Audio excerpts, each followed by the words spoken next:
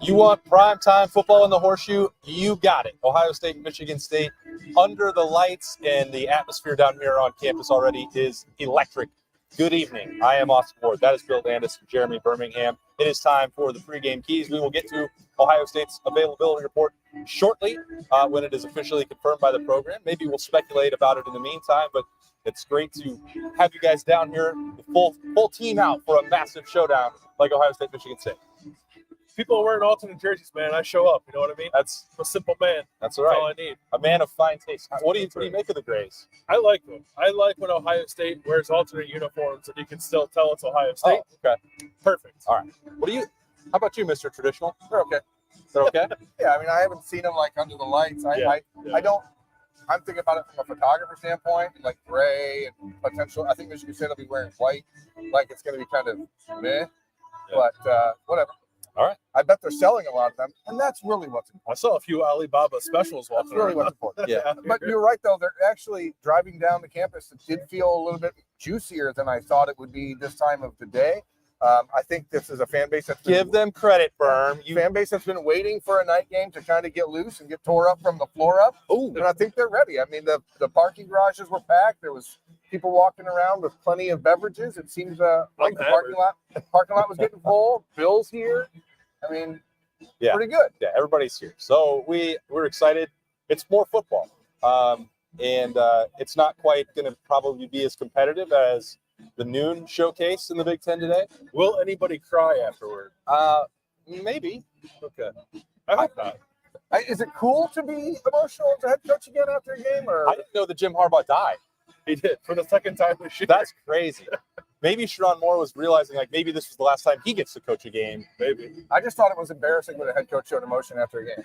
Is that not the case anymore? Not anymore. Nope. No, you're supposed to be firing. All right. It's fine. It's fine when an interim head coach does it. Oh, okay. Gotcha. All right, we've already derailed here, but let's get to the keys. Bill, what's your first one tonight? I don't know. I want to see a clean game from the offensive line. Like, no silly penalties, nothing that derails a drive. The list of things that have kept Ohio State from scoring as many points as I think it could to this point. It's not one thing, but I do feel like there's one or two offensive line blunders almost in every game that derail a promising drive. And I would like to not see that tonight. So no false starts, no holding penalties, no plays where it seems like no one knows who they're supposed to block, and then Kyle McCord gets sacked. Like, just cut down on the mistakes, I think. Because I do think in some ways the offensive line has progressed a little bit this year, but the penalties and like those killer miscues still remain an issue for me. So I'd like to see those cleaned up. Clean offensive line play. That's why Bill is here. That's right. If you placed a wager, if Bill was going to start the show talking about offensive line, congratulations. I am who I am. You're rich. I'm just going to say what I've said a couple times already on the keys. Start fast. That's a new one. This is a team that needs to start fast. And unfortunately for Ohio State, this is a combination of things because more often than not this season, they've started and it felt like they were going, and then they shoot themselves in the foot. It's not their opponent stopping them on the opening drive of the second. It's the Ohio State offense making a blunder that puts them behind the sticks. And that's what Bill's alluding to, whether it's a sack, whether it's a false start, whether it's a hold, all those things. The Buckeyes have been the ones stopping themselves. It's not been their opponent stopping them to this point of the season. So get that out of your system. Let Kyle McCord come out and sling it. It's going to be cold in here, but it's not supposed to be windy. It's going to be a nice, like. Are you guys playing bingo tonight? It's a good night. The card's full already. It's a good night to throw the football, is what I'm saying. It's a good night to throw the football. You got Ruker back healthy. You've got Marvin Harrison ready to go. I don't know that it is. I mean, the wind is whipping, bro. We expect Cade Stover. We think he may play. Like, we don't know. We'll figure that out as we go. There's not anything that we've seen that would indicate certainly he's out tonight, but that was the way it was a week ago. So who knows? I just want to see Kyle McCord come out and get confident, be comfortable, and be out of this game at halftime. And then do what? Hold the clipboard, cheer on Lincoln Keenholz, And get arts. Okay. and say, "Go Lincoln, go." Okay. He can be the leader of the Lincoln Tunnel. Let's put a pin in that one, or actually let's just burn it and throw it away, and bury the actions. Okay. I don't want to hear the Lincoln Tunnel again. Okay. How many defensive starters would Ohio State have to be missing for you to have a level of concern tonight? 6. 11. 11. Yeah. All right. So if it were 3, hypothetically, what time is it? Yeah, if it were 3, hypothetically. would that be? That's not raising to the level of panic. No, I don't think. Not against this team. This offense is really bad. Their concern is if, hypothetically, one of those was the guy you described as the quarterback of your defense, for example, hypothetically. Yes. If that guy didn't play and you were forced to find a backup quarterback on defense, that's going to be a potential, like, maybe you have some miscommunication, maybe you are leaking in a few spots where you haven't been, because this is a hypothetically multiple-year starter. We said all week that Tommy Eichenberg was not going to multiple-year starter at quarterback of your defense. I think we're okay. I think it's fine. So is it a secret that I've said it every single day this week that Tommy Eichenberg was not going to play? Obviously, we expect Cody Simon to play a lot. Is he ready to assume that role? Because this is sort of an audition for Cody for next year in a lot of ways if he decides to come back for a 5th season. So if he wants to be the guy in the center of this defense, he's going to get a chance to prove it tonight.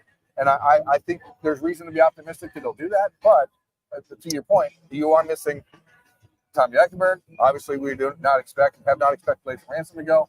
And if Josh Proctor's got some lingering issues and he doesn't play, all of a sudden that middle of the defense is a lot softer than it's been all year long. Yeah, and I think that, when you're talking about a fast start, that's an opportunity potentially for Ohio State to play depth. And I've asked and talked throughout this week about Ohio State, the way it's managing injuries to try and get to the last week of the regular season. You would think that this is it should be a pretty good opportunity to do that and play depth. I'm not saying that you have to do that and get them out immediately at halftime. Guys still need to play football, but you don't have to take risks with something that may be close, like a Tommy Eichenberg. If there's any lingering concern with Josh Proctor, don't push it. Now you don't necessarily want to be missing starters all the time, but the value is when you're talking about a quarterback of the defense. Cody Simon has been in this system just as long and is viewed just as highly in that team meeting room by Jim Knowles, being able to handle the signals and make the call. So I don't think that there's any reason for Ohio State to be concerned over those absences tonight. And it is a pretty big benefit that you're playing one of the worst offenses that humankind has ever seen. Hey, I mean, that Rutgers-Iowa game is still going on.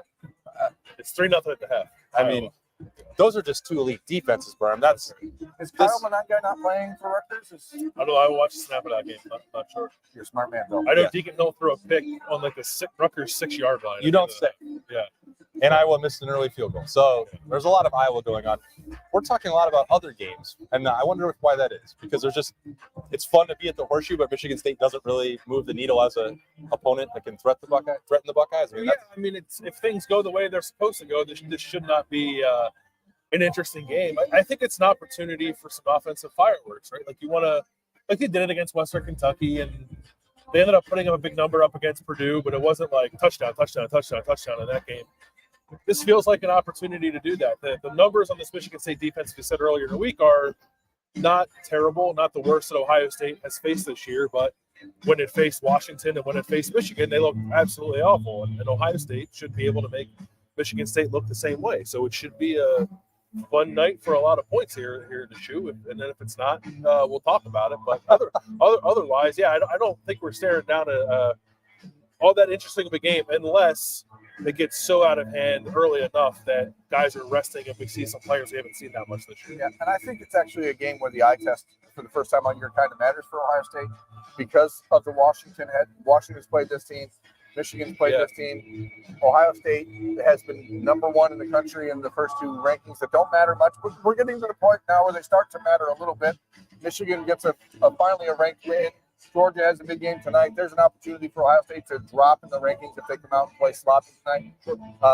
And if you head into Ann Arbor in 2 weeks, being on top of them in the rankings are going to matter in that game, in my opinion. And tonight and next week or times when you're Ohio State, you got to come out, put pedal to the metal. And I know that you want to get through this healthy, but you also need to get some style points finally. So there's going to be a lot of eyes on the game. It's a primetime game, a lot of people watching. You have to put your best foot forward tonight. And I think that starts with Ryan Day being aggressive in the defense, even without 3 starters, going out there and playing their game. Potentially. And that means up the middle of the defense. Because Tommy may be out and Lathan will be out and Josh may be out, you're going to need Tyleek. 4.5 minutes. 4 minutes, okay. You're going to need Tyleek Williams and Michael Hall and Ty Hamilton to make sure that Michigan State The one thing they do relatively okay on offense, I guess, is like they have one running back who's got almost 700 yards this year. Just can't let him get to the second level today. You got to stop him in the middle of the defense, and that starts with Ty Hamilton, Tylee Williams, and Michael Hall. So to me, that's my real second key is like middle of the line defense needs to be on point. Who's somebody that you would like to see get involved in this game for Ohio State, Bill? CJ Hicks. And I know it's like a meme, we talk about him so much, but if there was ever an opportunity to see it, it would be tonight. And I'm not even talking merely when the game's out of hand. I would hope there's an opportunity to play him in some meaningful snaps early in this game. If you're going to play Cody Simon at the mic, which we would expect, and Steel Chambers has rotated at will for like the last, 6 games, I think you could do a little bit of that with CJ Hicks if you wanted to. I'm not saying pure 50-50 split, but if you wanted to give CJ like the third drive of this game, assuming the game's going the way you want it to, I would like to see that because like Cody's auditioning, I guess, in a way. CJ Hicks needs to do that too. Like he's going to be in line to be a starter for this defense next year, and he hasn't played a lot. He's hardly played this year, which is kind of insane, and he needs to. So this week, next week, I hope the games get to a place where they're comfortable playing him. But especially tonight, you're not going to have Tommy. Like I think you really need to take advantage of that situation and get CJ Hicks the most meaningful reps he's had in his career. I think we're gonna see Malik Hartford play. Yeah, I would think so. So that's absolutely going to happen. But if there's even a question potentially about the availability of someone like Cam Martinez to help fill out that depth, I mean, we saw last week a handful of snaps for Kai Stokes. Maybe that light is coming back on for him, and he can help. Jahad Carter has played practically not at all. Some of it has been injury, and some of it was, just being beat out for a job. But if you're missing a couple of those guys at safety, Ohio State's done a remarkable job of just putting the next guy in and continuing to keep the silver bullets flying. But it'll be interesting to watch those guys. Now, this is not the toughest test that Ohio State's defense is going to face, but these guys are going to be under the lights.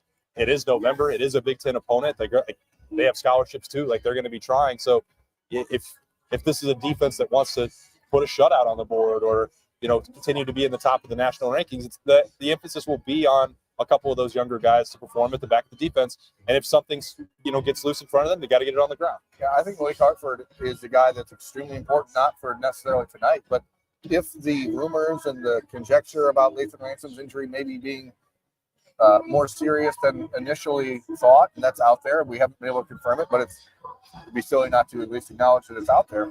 Like the Ohio State defense without Lathan Ransom is a different defense. And Malik Hartford has the ability to be that guy so that you can keep Sonny Styles in the slot where he's actually probably his best version of himself. And I think that Malik Hartford is one of those guys that tonight you want to see a lot of reps from. And just the entire young defense has to play a lot. You got to see what these guys can do for the future. I'd like to see them. Malik Hartford got the start against, remind me, what Youngstown State? It was either week 2 or week 3. Yeah, and they pull him out of that game pretty quickly. Yeah. I'd like to see them let him play through some stuff if he encounters similar struggles.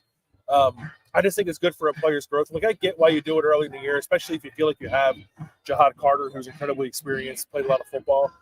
But Malik Hartford is a big piece of the future of his defense, and maybe the immediate future, to Bernie's point.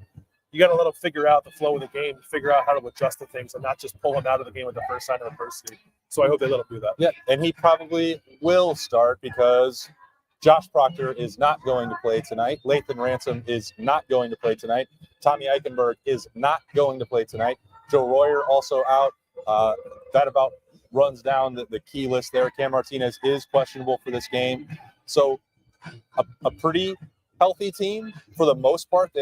None of those are with the 3 starters. We don't know about Lathan for the next couple of weeks.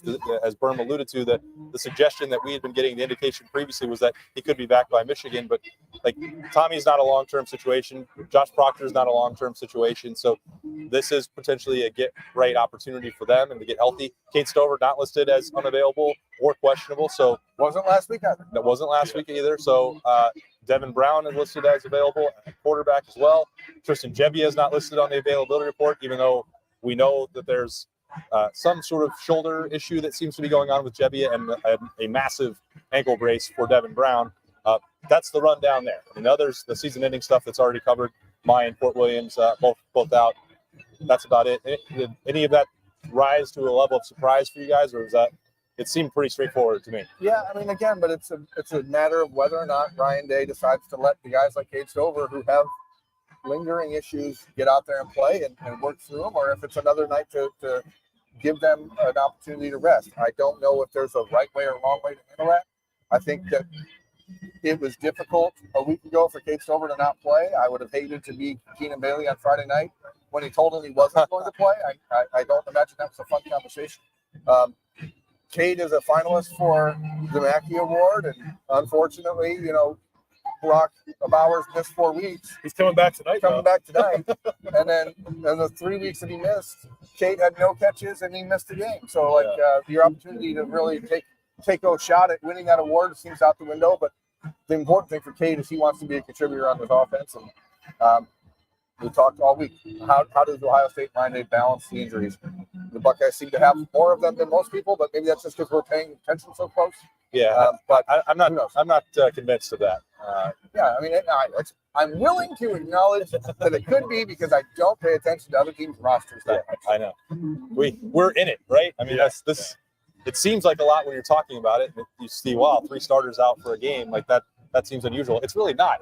College football is a violent game, and it's a long season. I can't remember. I saw someone in the Big Ten's availability report earlier today, and there had to have been 17 names on it. I can't remember. It might have been Illinois, maybe, and a bunch of They don't count. It's actually easier than us forever to go look at that because the Big Ten puts out availability reports every week. So maybe we'll do that, and we'll actually add something more to that conversation the next time. But it won't be this one because we're done. The keys are done. Ohio State is about to crank out some school session and then arrive in the Horseshoe to take on the Spartans. 7:30 under the lights. Great atmosphere down here. It's going to be a fun night, and we'll have a ton of post-game coverage for you. Bill's going to shimmy his way on out of here. He told you. He said he was hammered. He was not lying. Enjoy the game tonight. We'll have the post-game show live. We'll have snap judgments, and we'll have the notebook all after Ohio State and Michigan State. For Bill over there, Berm right here, I'm Austin. We'll talk to you later.